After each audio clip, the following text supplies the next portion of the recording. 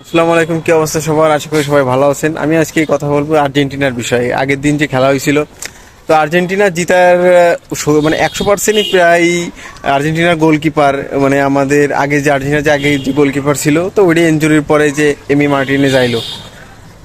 মার্টিনেজের শুরু হয়েছে অবশ্য কোপা আমেরিকা খেলা থেকে সম্ভবত, আমি যতদূর জানি আর কি। তো ওখান থেকেই আর কি কপাল খুললো আর যে এমি মার্টিনেজের।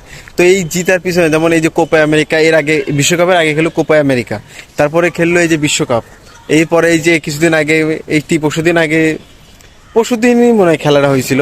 তো এই যে কৃতিত্ব সবকিছু আমাদের কেন জানি মনে আছে যে আর্জেন্টিনার এই দলের সবচেয়ে মানে এই যে জিতার পিছনে প্রায় 90 থেকে 95%ই প্রায় এমি মার্টিনেজের অবদান সবচেয়ে বেশি, আমি যেটা মনে করি।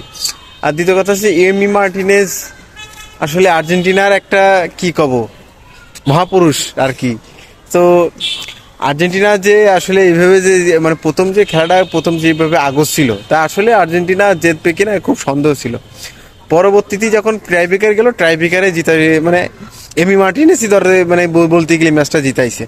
তো একদিক থেকে এমি মার্টিনেজ আর্জেন্টিনার পক্ষে অনেক মানে গুরুত্বপূর্ণ ভূমিকা পালন করে, আমি যেটা মনে করি আর কি।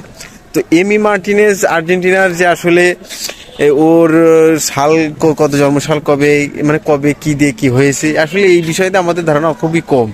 তো এমি মার্টিনেজের একটা জিনিস কি, সে আসলে আমাদের যে এই যে